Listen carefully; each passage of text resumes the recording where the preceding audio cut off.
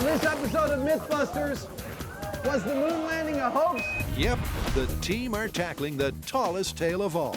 Did NASA fake the Apollo moon mission? That's 100% wacky right there. Adam and Jamie first focus on the photos. Behold our moon landing set. Do these stills prove Neil Armstrong took his small step in a studio? Take in the shot. Then they investigate the myth that to fabricate the classic look of lunar landings, NASA simply slowed down the film. And finally, Cary, Grant, and Tori Oh my God. These are all vacuum chambers? take on claims that in a vacuum, flags don't flap and foots don't print. In your face, conspiracy theorist. Who are the MythBusters? Did you know what was lurking in your basement? Adam Savage This is the best cooking show ever. and Jamie Heineman. Is that beautiful or what? Between them, more than 30 years of special effects experience. Wow. Joining them, Grant Imahara, That was crazy. Carrie Byron, Let's go. and Tori Belleci. Is this as disturbing as I think it is? They don't just tell the myths, they put them to the test.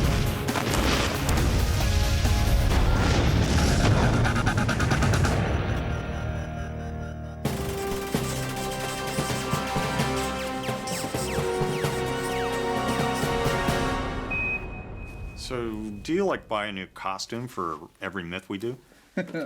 Sometimes, but in this case, I had my own spacesuit in my personal collection. Just brought it out because it was appropriate. Of course you did. Well, let me guess. We're doing what? Moon landing myths? We are! Perhaps one of the biggest myths of all is that NASA faked the moon landing and perpetrated a hoax on the American people. So pervasive is this myth that 20% of Americans today still believe it, and we're taking it on. Well, how are we going to do that? The number of claims are massive. I mean, they range from photographs to heat signatures to footprints. I know there's a lot of them. I think what we should do is cherry pick the most common ones and piece the truth together as best we can. Like a jigsaw puzzle. Exactly. This is launch control. We passed the 6-minute mark in our countdown for Apollo 11, the flight to land of the first men on the moon. Good luck and Godspeed. 10, 9, ignition sequence start. On July the 16th, 1969, Liftoff. We have it. the world watched, wondered, and worried as 3 brave astronauts headed for the moon. Moving Houston, thrusters go. All engines, you're looking good. Then 5 days later came that extraordinary moment in time Eagle has landed. when Neil Armstrong took those first tentative extraterrestrial steps. It's one small step for man, one giant leap for mankind. 11 men followed in Armstrong's footsteps, each stride filling the earthbound audience with pride and confidence in scientific endeavor. What a view, isn't it, John? It's absolutely unreal. But did we really leap into the future? Or were we pushed into believing a giant PR stunt? Did NASA pull off the greatest cover-up in human history? Oh, yeah, perfect. Growl like a tiger. Mew like a kitten. Guess what our first myth is? Still photography? Yes! Most of the alleged evidence that NASA faked the moon landings comes from NASA's own photography, which theorists claim shows clear evidence the moon landing was faked in the studio and could not have been filmed on the moon. Say hoax. Hoax! So these are the photos the guys will focus on. According to Apollo hoax advocates, this shot was taken in a studio because the shadows are not parallel. Supposedly, that's something that could only happen with multiple light sources. Then there's this image of an artfully lit astronaut. Conspiracy cheerleaders claim if he really was standing in the shadow of the moon module, you wouldn't be able to see him so clearly. You know what? Let's do parallel shadows first. How do you want to test it? Well, I think we should do a large miniature because we can test the placement of all the various elements. It's kind of a complex thing. Yeah, we need a lot of control over those elements. Exactly. All right, let's do it. So, first up, the guys need a single, super-sized light source to stand in for the sun. Jamie. I'd like to introduce you to your son. And Bright Spark Adam has found a monster studio light That's pretty bright. to illuminate the experiment. From here, I look like one of the aliens in Close Encounters. That's the solar. Now for the lunar. Cue the build montage, because Jamie's making a moon. I've got a good first start on my lunar set. It's just spandex and, let's see, Portland cement with a little bone black, which is basically black powder. As luck would have it, we just happen to have one of these sitting around the shop, and it's perfect for our miniature set. It's 1/76th scale. Ah, that could not be better. What do you say we turn on the lights and see what our shadows look like? Yeah, let's see the light. Let's turn it around. I'm spinning around. Watch your eyes. What do you think? Works for me. We've had the lights, and there's been plenty of action. So where's the... This is the camera that we're going to use. It's a Hasselblad that's very similar to the one that was used on the moon, except that we put a digital feed out the back so that we can look at the images in real time on a monitor and make comparisons to the original shots. All right, with our sun in place, man, in addition to looking totally freaking awesome, it's pretty clear here, with the ship and the rocks both on a flat surface, that their shadows are totally parallel. And that is what the myth proponents say the NASA photo should look like. Instead, you can see the rock and landing module shadows are in different planes. Now we need to figure out what it would take to make them not parallel. Yeah, let's play with the topography underneath it and see what we can get. Conspiracy theorists say there's only one explanation for this. 2 light sources. And since there's only one light source on the moon, and that's the sun, That's really kicking it forward. this has to be shot in a studio. We're positing that it's the topography of the moon causing these shadows of the rocks to look like they're not parallel, when in fact they are, and that's what we're trying to imitate here. It's all just about adjusting this directly to the light. What Adam and Jamie have done is simply give the miniature lunar landscape some realistic contours and imperfections. That's perfect. Is it? Yeah. And the shadows appear to move out of their parallel path. And Adam, happy, Dude, your setup looks perfect. takes his snap. Take in the shot. So I can hear what you're saying. You're saying, but you guys replicated the moon shot on a set, and you're special effects artisans. In fact, you're exactly the guys they would have hired to do this kind of thing in the first place. That's not the point. The point is we're addressing the specific claim by conspiracy theorists that this photo has only one explanation, and that's 2 light sources. We've demonstrated here 2 shadows which are parallel from a single light source, which we've made look far off parallel using only the topography that they're sitting on. And I guess that means it's busted. Totally busted. You can achieve shadows that do not look parallel from a single light source.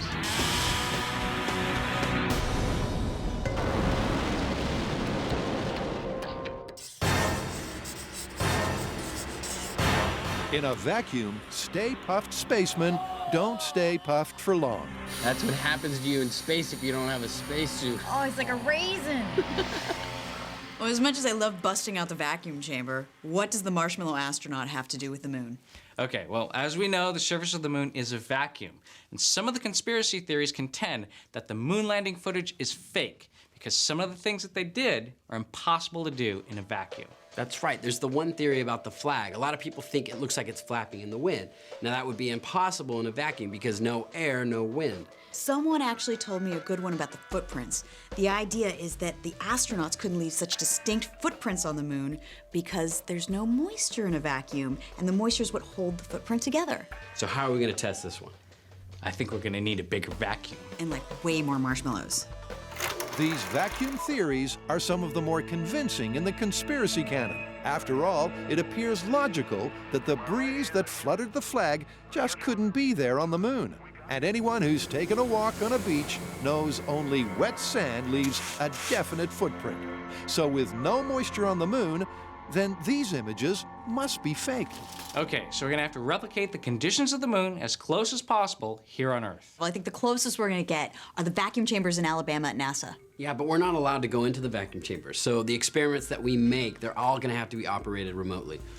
Okay, well, I'd like to do the flag test and build it to the original NASA specifications, and then figure out some way to turn it like the astronauts did. All right, well, I'm gonna take care of the footprint myth. I was wondering if you could help me with an experiment to demonstrate the whole theory behind this myth. Boys, don't fight. Plenty of me to go round. Outside M7, Tori sets up the demo with the closest thing he can find to lunar dust. I decided to borrow my grandfather for this experiment. And I don't think my grandma will mind because, well, there's my grandma.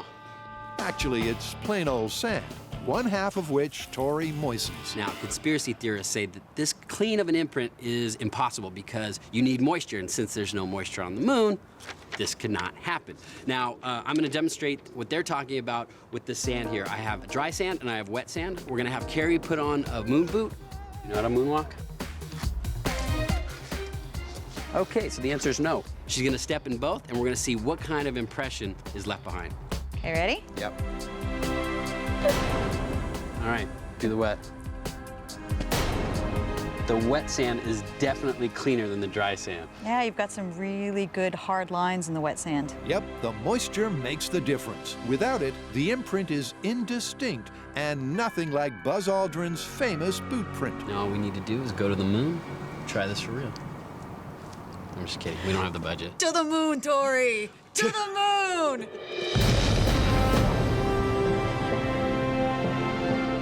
Across the web, there's a host of hoax theories claiming NASA faked this footage. Look at the size of that rock! And a ton of TV covering the conspiracy claims. But no one has actually taken the time to test them. Until now. We'd like to dedicate the first steps of Apollo 17 to all those who made it possible. The next task in our moon myth-busting is this photo here. What conspiracy theorists say is that he's too well lit. You can see him clearly, yet he's in this black shadow of the LEM. There's only one light source on the moon. That's the sun. Conspiracy theorists claim there must be a second one making him visible, and we're gonna find out. And to do just that, the guys are going to shine a substitute sun on the very model of a modern miniature landing module. Oh, and a surprisingly talkative toy astronaut. This is my 1/6 scale model of Neil Armstrong. I can tell it's Neil because he's got the red commander of the mission stripes on his suit. What's that, Neil? We really went to the moon. I know. But the thing is that in order to prove that, we gotta take some photographs, and to take some accurate photographs, I gotta make a ship for you, a home for you. Okay. So these rolls of paper behind me are actually a lunar landing module in Potentia, which I'm about to slap together. And courtesy of what's known in the editing biz as a few jump cuts, here it is. Conspiracy theorists are saying that the shot had to have been faked using a fill light. Personally, I think it's because the moon's surface is reflective. And when you think about it, you look at the moon on a clear night, it's obviously reflecting light back at you. That's why you see it. The question here is it enough to create this shot? To test Jamie's hypothesis that the mythical fill-in light is simply sunlight bouncing back off the moon's surface, the guys black out the set. Behold our moon landing set. Because it's all about reflectivity, we put blacks all around the shop, covered the whole set to eliminate any spill, any reflected light that's not coming directly from our moon's surface. That's the landing module, astronaut, lights, and camera sorted. Dude, this looks so cool. The only missing component is a moon dust analog that accurately reflects the reflective quality of the real stuff. The dust that covers the moon is called regolith. When the sunlight shines upon the moon, regolith reflects a certain amount of sunlight back towards Earth. That reflective quality is called its albedo. Now, the albedo of moon dust is between 7 and 10%, according to our sources at NASA. To make our version of regolith, we used Portland cement and charcoal powder. Now, to measure the albedo, or reflected light coming off of it, we used a light meter and our fake sun. 8%, dude, that is perfect. What we just showed with this test is that our sample regolith has a reflective index of about 8%, which makes it ideal for us to test with. The best part about working with Jamie is that he doesn't need a dust mask. The reason he's not wearing one is because his mustache provides all the particle filtering he needs. The mock-up moon's ready for its close-up, so it's probably time to up the jeopardy. Cue our resident drama king. This is the moment of truth. We've got an accurately shaped and textured moon lander, and we've concocted an accurate moon surface that has the same reflectivity index as the actual moon. If the myth is to be believed, our astronaut on the dark side in the shadow of the lander is gonna just fade to total black when we try and take a picture of him. All right, you ready? I'm set. All right, here we go. Taking the photo. Let's see. There it is. Well, there you go. He's standing full on in the shadow, and you'd think you wouldn't be able to see him. He'd be dark, but he's not. He's bright as day. The myth here is that you would not be able to see this astronaut this clearly unless there was a secondary fill light illuminating him. Because he's in the shadow and there's only one light source on the moon, he would, by definition, be black. Our photo here proves just the opposite. That with a single light source, with the surface of the same reflectivity as the moon, our astronaut is clearly visible, busting that myth. Well, I think we have enough evidence to wrap up the photography portion of our moon myth testing. I agree. I mean, the conspiracy theorists had a lot of interesting ideas, but by the time you boil away all the hocus pocus, the explanation is really simple. And in our experience, the simplest explanation is usually the correct one. Exactly. Busted. Busted.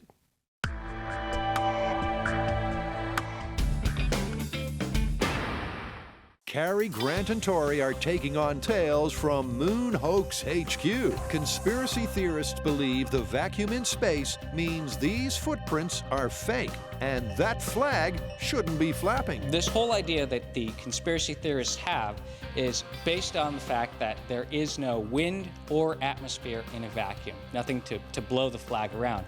And they would be right about that fact. Ow. Sorry. The shaft is a little tight in the hole. My belief is that the astronauts moved the flag around as they were planting it in the surface of the moon, and that momentum is actually what they saw as a breeze. So to test this, I'll be building a replica of the lunar flag assembly, and then we'll put that in a vacuum, and I'll build a mechanism to rotate it the same way the astronauts did. Then we'll see if we get the same flapping motion. With the remote-controlled flag waver and footprint maker almost complete, Cary, inspired by footage from the Apollo 15 mission, adds one more test to the agenda. The really cool thing about a vacuum is that since there's no air resistance, something as light as a feather is going to drop the same rate as something as heavy as a hammer. So I should be able to put these in the vacuum and see them both hit the ground at the same time if it is a true vacuum. In my left hand, I have a feather. In my right hand, a hammer. Commander David Scott carried out his famous test to prove Galileo's hypothesis that all objects are affected equally by gravity. With no air resistance, they should fall at the same speed. How about that? Listen, Mr. Galileo was correct. So, as a control to confirm visually they're working with a vacuum, Cary rigs a clamp to drop them at the same time. And with both remote-control devices ready to go, the team heads for the George Marshall Space Center in Alabama. Oh my God. So these are all vacuum chambers? How great is that? That NASA is opening their doors to let us come in and test this myth. That's how confident they are that this is a myth. All right, close the door. Let's see if we can pull our feelings out. You know, I heard this was actually a fuel tank from a Saturn V rocket that they converted into a vacuum chamber. They're just like us. They recycle their old stuff. And to show us their recycled stuff is NASA vacuum technician Michael Terry. So you know how to use this thing. Oh, yeah. And you're actually going to let us use it. Yeah, I think I will. Let's just be careful. He's obviously never seen the show before.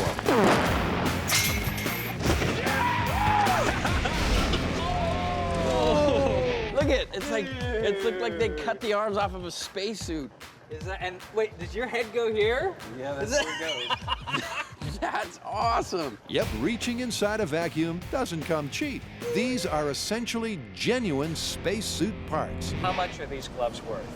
Approximately, they're worth almost $500,000. Michael really hasn't seen the show before. Tap out. Tap out. It's a portable hug. So you're gonna show us how to use these? Sure, I'll try to do my best to get you guys to do your hand check. Fingernails need to be kind of shortened up and clipped. The arms are everything I expected. They're all 1950s pop space movie looking kind of robot arms. The only downside is I gotta cut my fingernails. After the mandatory hand check and fitting, the testing can begin for real. And first up, Carrie's hammer and feather rig. It's good enough. It's not like it's rocket science. I don't think you can say that around here. I guess you're right. The team seal the chamber, but for this control, they don't create a vacuum. Atmospheric pressure in 3, 2, 1. Cool. The hammer hit first. Perfect. So the laws of physics still apply. I dropped the hammer and the feather at atmospheric pressure exactly at the same time. Hammer hit first, feather glided down and hit last. So after the air is removed from the chamber, Carrie is ready to repeat the drop. In 3, 2, 1.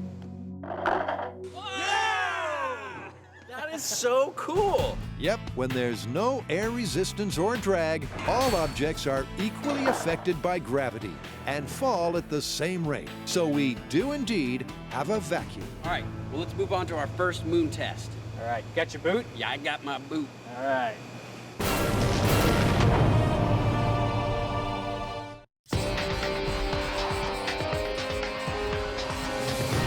You know, one of the other ways that conspiracy theorists claim NASA botched up their faking of the moon landing is evident, they say, in the movie footage of the astronauts jumping around in the moon's gravitational force. They say it was all done with camera trickery. Like messing around with the frame rates and stuff. Yeah, which falls into the category of special effects, which should be a cinch for us to test. I agree. Let's do it. The myth states that this famous footage was faked by slowing it down. The astronauts are simply skipping around on a film set in slow motion. So are these iconic images full speed fact or slow motion fake? Specifically, what are the conspiracy guys saying? Well, they're claiming that when you look at the footage of the astronauts hopping around slowly in the moon's gravitational field, which is 1/6 that of Earth, that movement was achieved not by going to the moon, but by using a special camera which filmed the astronauts at a higher speed than normal, so that when it was projected back at a normal frame rate, the astronauts' movements were slowed down, imitating the way it would look on the moon. Well, we should do exactly that and see what it looks like. That's exactly what I was thinking. Let's do it. And to recreate their very own moonwalk, they're back at the Alameda Naval Base and Building 24. You ready? Ready as I'm gonna be. Here they've been wet and wild while running in the rain. I gotta tell you, I'm pretty happy about this thing right now. They've gone up like a lead balloon. It's time to burn for science. And blazed a burning trail. But this time, they're shooting for the moon. So, welcome to Mission Control. Here at Command Central, we're going to take as our jumping off point in testing this myth, NASA's actual footage of the moon landing. We're going to try and replicate several of the gestures we see the astronauts doing on the moon. And the three we've narrowed it down to are jumping straight up into the air. Come on out here and give me a salute. Big Navy salute. Off the ground, on the floor. Skipping, which is a kind of a two-leg hop. Notice he puts both feet on the ground at the same time with each jump. And it looks like it's a really efficient way to move around. The third is just a straight leg over leg run. We're going to match the camera angle and match the technique supposedly used to fake it and see what we get. With those three actions and camera angles in mind, we can begin phase 1 of the test. As a point of comparison, Adam will simply recreate the myth. In full costume, he'll run, jump, and skip as if he's bounding around on the moon, and then we'll slow down the tape and take a look. This is called the Snoopy cap.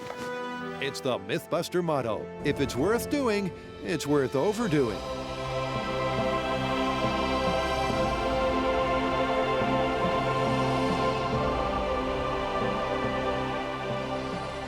Let me take you on a little tour of what I'm wearing.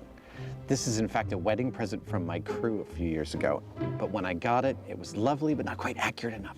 So I redid the gloves, I added my label, I did a wrist checklist, I did the correct watch, I added all the hardware attachments, all the labeling on the front pack and the backpack. I decided to make myself the mission captain with the red stripes. And this is the first time I've ever gotten to wear it all at once. I've got a lot of tools and gadgets and stuff. Adam has spacesuits. By the way, I should point out, this is not a real spacesuit. It's just my wear-around-town spacesuit. Come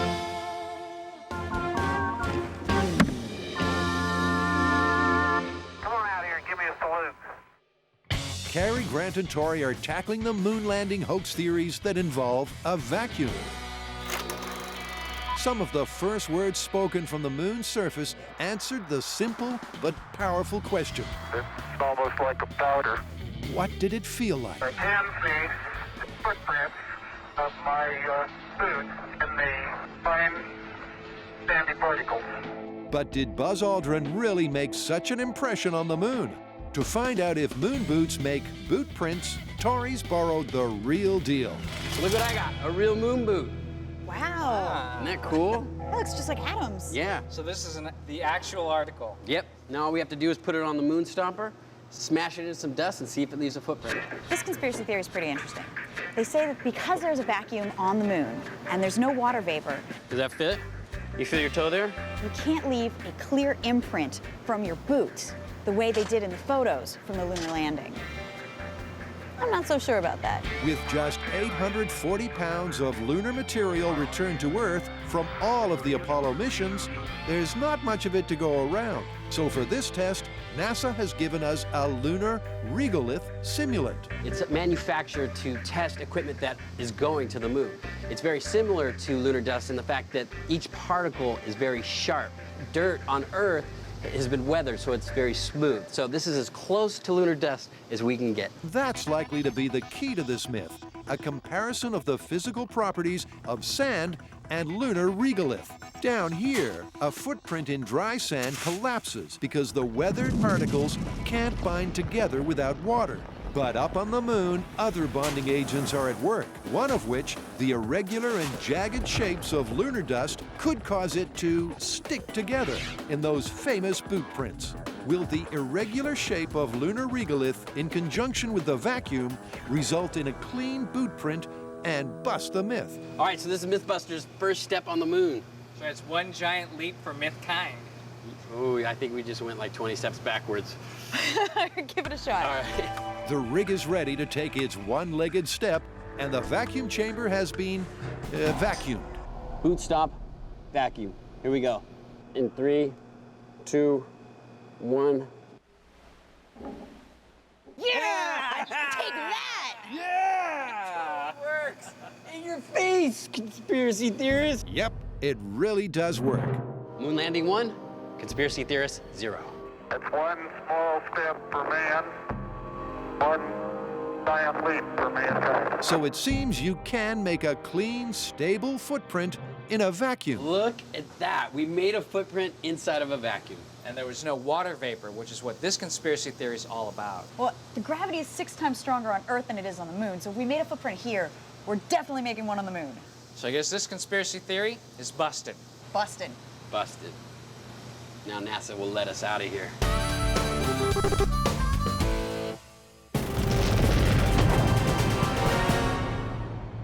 We choose to go to the moon in this decade and do the other things, not because they are easy, but because they are hard. John F. Kennedy started the race to the moon in a speech he gave in 1961, famously challenging the nation's finest minds to shoot for another world. Less than a decade later, they succeeded, and eventually 12 astronauts left their mark on the moon's surface. Or did they? To find out, Adam and Jamie are testing the myth that to fake the footage, NASA filmed it in a studio and then slowed it down. Now, I've seen the movement. I'm going to try and practice jump here. And to test that claim, Adam and Jamie will do exactly the same by recording at 48 frames per second and playing back the tape at the regular 24. You get beautifully smooth slow motion. All right, do the run. With this effect, Adam's movements do have a certain weightless quality. But to be sure if it's the technique NASA used, we have to simulate 1/6 gravity, repeat the 3 actions, and then compare the footage. Now it's time to break out the gravity rig. Now this was put together for us, purpose-built by Trapeze World. With years of experience in designing gravity-defying circus rigs, Trapeze World are the perfect guys for this job. So Graham, you got the rig all set up. How's it work? Well, we'll have Adam in a harness, which is attached to a set of bungees, which is then attached to a tracking system that allows us to move him forward and back.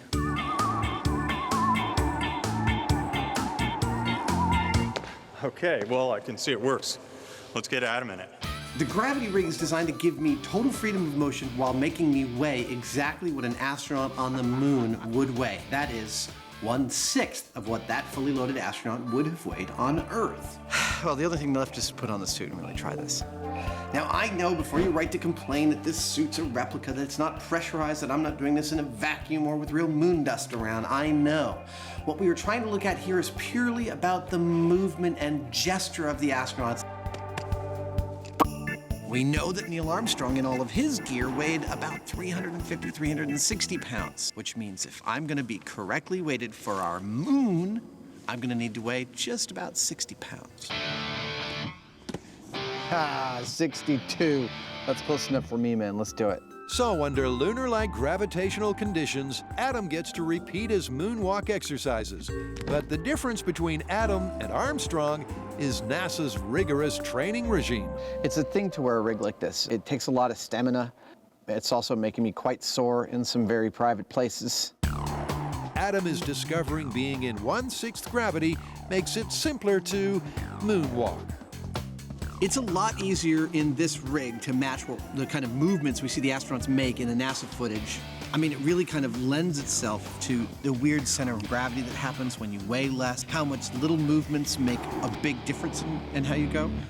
I feel like this is looking really close to what NASA shows on the moon. Adam's right. On first viewing, it does appear to be a closer match. But at Mission Control, the evidence is far from clear-cut. If you take a close look at the slow-motion skip, Adam's efforts to get the correct height and distance means his helmet is jerking around in a distinctly Earth-like fashion. But it's equally clear the gravity rig doesn't quite work either. Adam's weight might be technically correct, but he lacks that smooth, low-gravity look. Check it out. Oh, actually, you know what? Can we review this in the blooper room? I gotta get out of this rig. I'm exhausted. Okay. Big baby. Back at HQ, the guys settled in to review the footage in detail. The lower right is much better, but it's not even close. But just like Sir Mick, they still can't get no satisfaction. Well, the slowed down frame rate doesn't match the NASA footage. No. The gravity rig, it's better, but I'd still have to say it doesn't nail it. Yeah, neither of them are there. I wish that we could somehow get ourselves into a moon's gravity environment. Then I'd feel comfortable calling this one. That can be arranged. Really? Yeah, there's a company called E02, which offers the only FAA-approved weightless experience, and they do moon gravity as well. That is fantastic. Let's suit up and get out there. Okay. It's iconic footage, replayed countless times across the globe. American astronauts planting the stars and stripes on man's newly conquered neighbor. It's got to be one of the most proud moments of my life, I guarantee you. To find out if it really was a PR stunt, Carrie, Grant, and Tori have breached NASA's inner sanctum.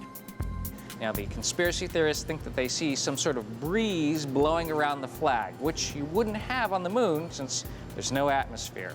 So I've built a replica of the lunar flag assembly. We're going to put it in a vacuum chamber, pump out all the air, and see if we can move it around just like the astronauts would have done placing it on the moon. See if we see that back and forth motion. And to help us get a notion of the motion in a vacuum is NASA's very own Donna Severance. The oxygen deficiency alarm, Yes. is that something we should be concerned about? Only if it goes off. So this is not your ordinary type of vacuum chamber. This is a clean chamber, We're ready for the shower. which means there's no dust, no dander, nothing that will contaminate the chamber because it is designed to test things that are going into space. All right, time for the flag. The flag assembly is an exact replica of the one used on the Apollo missions. The horizontal rod specifically prevents the flag collapsing in a windless environment. Hey, Grant, this is your first rig in space. I gotta go. First up, to confirm the rig in space is working, is the all-important control. You guys ready? Yeah. All right, this is the control at regular atmospheric pressure. And I'm just gonna shake the flag as if I were an astronaut planting it in the surface of the moon. All right. Ready? Be the astronaut. Here we go. 3, 2, 1. All right, it's moving. And ready? As expected, the momentum of the twisting and turning quickly dissipates, and the flag is stationary in no time at all. Okay, I guess we put a vacuum on it and see what happens. All right, let's start sucking the air out. So vacuum tech Donna turns on the pumps, and with the air removed, the guys get ready to plant the stars and stripes. Okay, here we go. This is flag waving test in a vacuum. Okay, planting it on the surface of the moon, and stop. Oh, it's moving definitely a lot. it's moving a lot. Hey, It's moving a lot. that's moving a lot. I mean, Still moving. That's awesome. there you go. Without drag or friction from the air, the momentum of Grant's planting action lasts for a surprising amount of time. Could be mistaken for a breeze, Yeah. but it's lower air resistance. Comparing it to the control in regular atmospheric pressure illustrates that theory beautifully. And if there was still any doubt, it looks almost identical to the NASA footage. So in the vacuum, the flag moved, not just a little bit. It actually moved quite a bit. So that proves you don't need wind in order to move the flag in a vacuum. So unless someone finds a shot of the flag flapping without an astronaut manipulating the flagpole, it's myth busted. We've come all the way to Alabama and NASA to find out once and for all if the conspiracy theorists were correct. Where are we at? Well, we showed that a moon boot can make a footprint in lunar dust inside of a vacuum, so that one's busted. And momentum alone will keep a flag waving in a vacuum. You don't need any wind. So NASA 2, conspiracy theorists 0.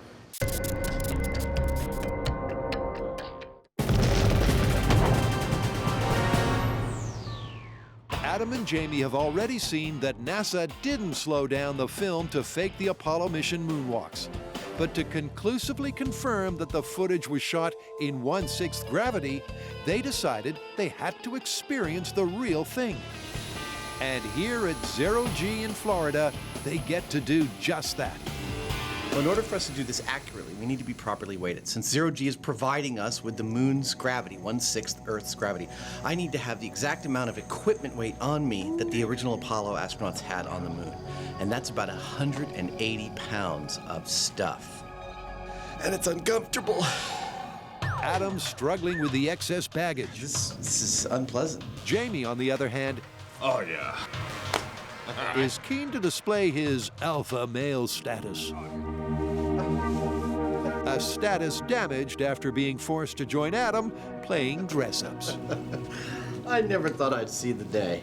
With the weigh-in complete, it's time for the pre-flight briefing with in-flight info from 0G's Elizabeth Underwood. Elizabeth, now that we're just about to go on, I want to know how good a simulation of zero gravity is this? It's not a simulation at all. It is the real deal. It's the exact same technique that NASA's been using to train their astronauts for the last 50 years. And it works like this. A series of parabolic arcs will give the passengers the physical sensation of weightlessness. And just for us, the pilot will adjust the angle of the parabola, making the microgravity in the cabin an exact match to the moon's gravitational pull, which just leaves the guys to step up, strap in, take off, and suit up. I look good, right? Good. I look damn good. So right now, I'm loaded up with an extra 180 pounds on my body. In a few minutes, we're gonna actually get to try this out in moon's gravity, and I gotta tell you, I can't wait. This is a heavy suit. Adam doesn't have to wait long because the guides soon have everyone into position for the first pass. And as G-Force 1 gently arcs into its dive, Ah, that feels cool. Adam and Jamie Oh, here it comes. know what it feels like to walk on the moon. Whoa. Wow.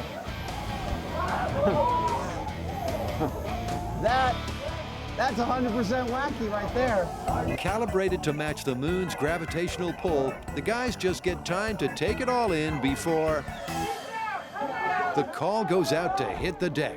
Because as the plane begins to pull out of the dive, the G-forces go into the positive. There is a cost to being weightless. The other end of the roller coaster, you've got almost twice Earth's gravity. That's kind of terrifying at first, isn't it? Yeah, it is. I've never experienced anything like that. It is really disconcerting to first weigh double your weight and then 1/6 your weight. In fact, at 1/6 my weight, I felt pretty much weightless. I felt like I could jump 10 feet in the air. This is a first, even for me. Now that the guys have their bearings, the testing can begin.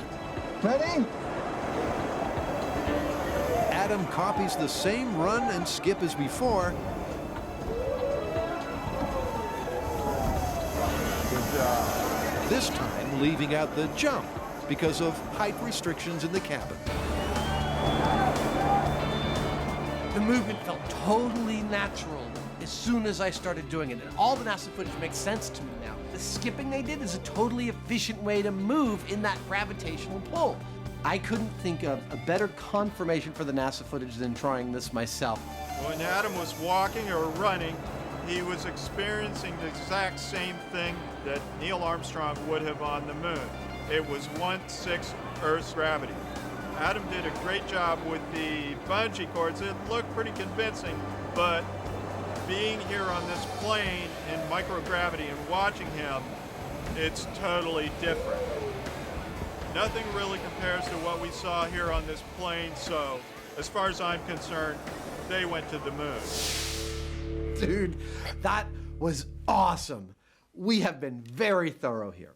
Yeah, you can't get much tidier than that. I mean, not only did we start out by replicating precisely the circumstances that theorists say were used to fake the moon footage, But we also put ourselves in a calibrated moon gravity environment. the theory that it's faked, busted. Busted.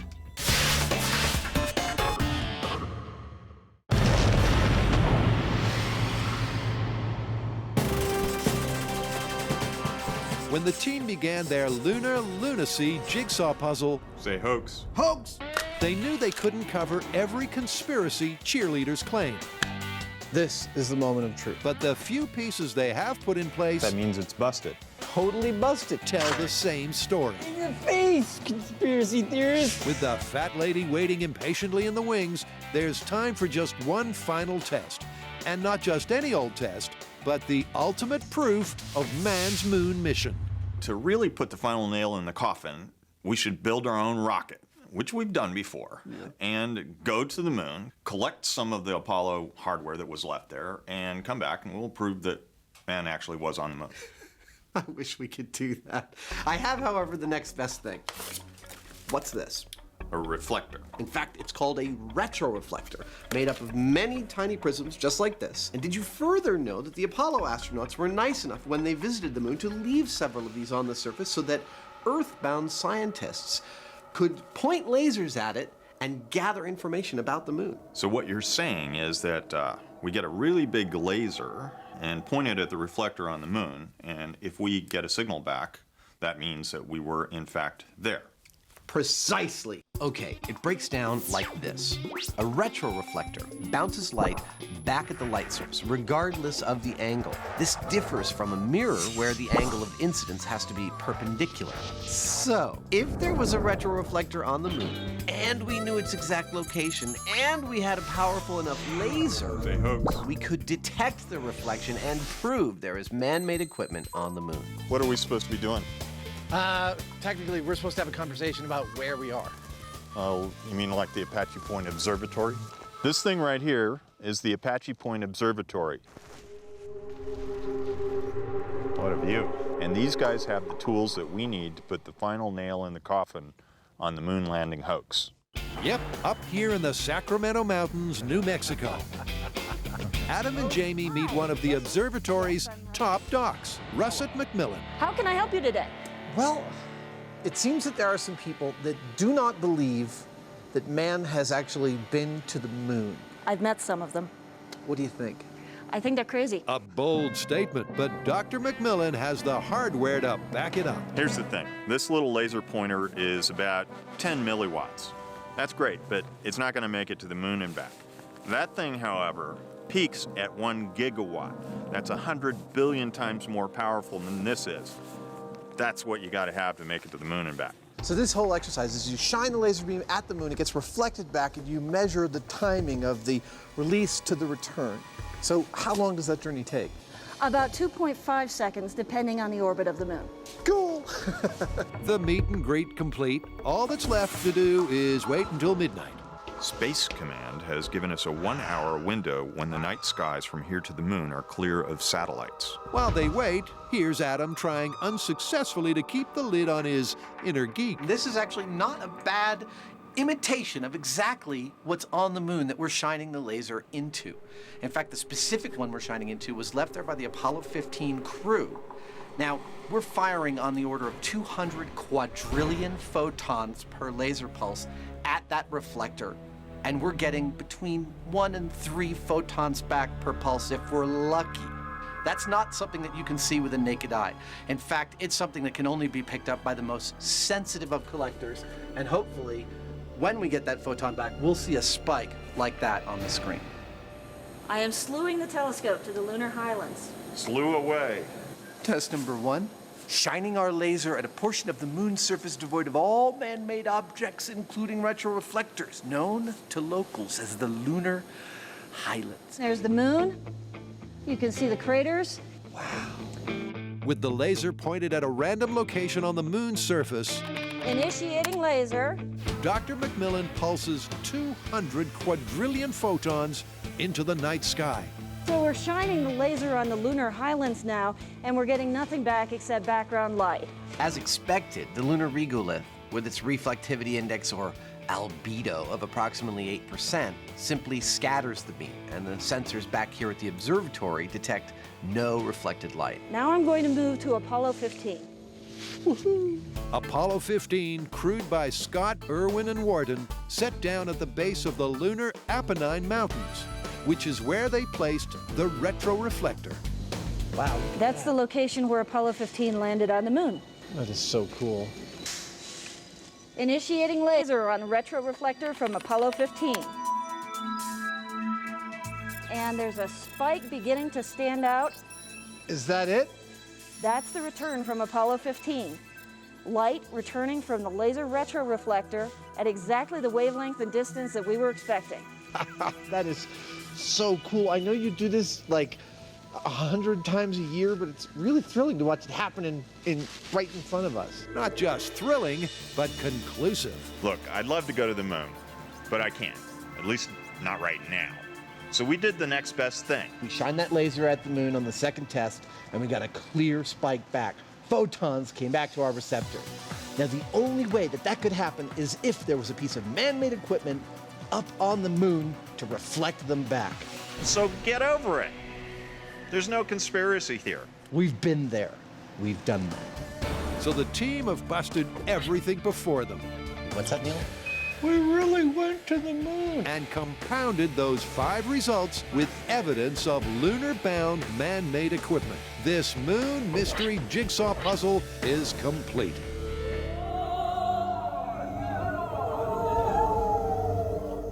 A lot of people ask us when we're going to run out of myths, and the fact is we haven't run out yet, and it's thanks to viewers like you that are logging on to discovery.com/mythbusters and posting your ideas. So if you've got some, post them. We might just use them.